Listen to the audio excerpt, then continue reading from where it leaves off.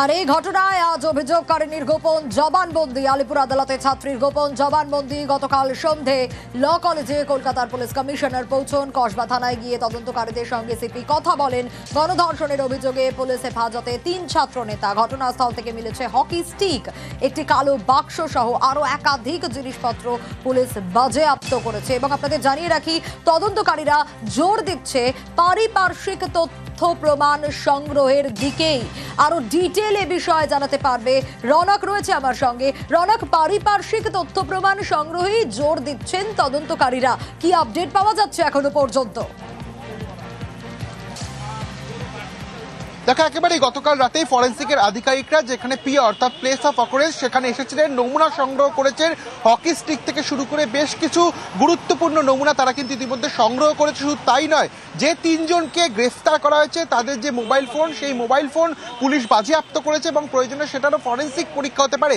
কারণ নির্যাতিতা অভিযোগপত্রে যেটা লিখেছিল যে তার নাকি নির্যাতন চালানোর সময় ভিডিও করা হয়েছিল।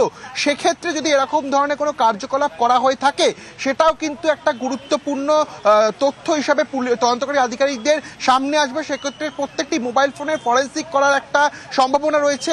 এবং শুধু তাই নয়, যে প্লেস অফ অকারেন্স সেখান থেকে বেশ কিছু নমুনা সংগ্রহ করা হয়েছে এবং যে হকি স্টিকের উল্লেখ আসছিল গতকাল রাতেই কিন্তু দেখা যায় সেই হকি স্টিকও কিন্তু উদ্ধার করা হয়েছে। অর্থাৎ এই গত 25 তারিখ সন্ধ্যে 7:30 থেকে 10:50 পর্যন্ত এই যে গার্ডরুম, সেখানে কি ঘটনা ঘটেছিল নজর থাকবে। প্রত্যেকটা আপডেট আমরা দর্শকদের সামনে তুলে ধরছি, কিন্তু এই গণধর্ষণের ঘটনায় অনেক অধরা রয়েছে প্রশ্ন, অনেক উত্তর অধরা রয়েছে, অনেক প্রশ্ন উঠছে। গণধর্ষণে মূল অভিযুক্ত প্রাক্তন পড়ুয়া অস্থায়ী কর্মী মনোজিৎ এখন অস্থায়ী কর্মী হলেও আগেও তার কলেজে যাতায়াত ছিল।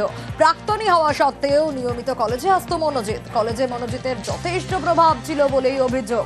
রাতেও কলেজ কেন খোলা, সেই প্রশ্নটাও উঠছে। তদন্ত চলছে বলেই প্রশ্ন এড়ালেন ভাইস প্রিন্সিপাল। সোমবার দক্ষিণ কলকাতার ল কলেজে বৈঠক রয়েছে। বৈঠকে বসবে কলেজের পরিচালন সমিতি। মনোজিৎ এক্স স্টুডেন্ট ছিল, এরপরে পিওরলি টেম্পোরারি। এত প্রিভিলেজ কেন দেওয়া হতো মনোজিৎকে কলেজে? আমি সেটা জানি না। কোনো পলিটিক্যাল প্রেসার ছিল? গার্ডরা সেগুলো আপনারা জানতে চাননি? যারা গার্ড নিরাপত্তা রক্ষী দায়িত্ব থেকে তারা কি বলছে? এখন সব পুলিশের ইনভেস্টিগেশনের মধ্যে আছে। এই মুহূর্তে আমাকে প্লিজ কিছু জিজ্ঞেস করবেন না। 2022-এ পাস করেছে, এখনো কলেজে এত অবাধ যাতায়াত?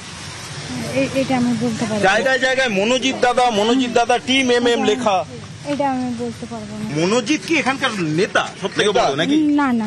তাহলে এত প্রিভিলেজ কেন কলেজে আসতো? এইগুলো সব যিনি প্রেসিডেন্ট যেদিন আসবেন জিজ্ঞেস করবেন। কার নির্দেশে তাকে এত প্রিভিলেজ দেওয়া হতো? আমি এখন এই মুহূর্তে কিছু বলতে পারবো না। এটা কি জিবির নির্দেশেই মনোজিৎ আসতো কলেজে? আমি বলতে পারছি না। জিবির প্রেসার ছিল? প্রেসার আমি বলতে পারবো না, প্লিজ আপনারা ছেড়ে দিন। আর ক্যাম্পাসে গণধর্ষণের অভিযোগে শিক্ষা দপ্তরের পদক্ষেপ। দক্ষিণ কলকাতার ল কলেজে গণধর্ষণের অভিযোগ, কঠোর ব্যবস্থার আশ্বাস শিক্ষামন্ত্রীর।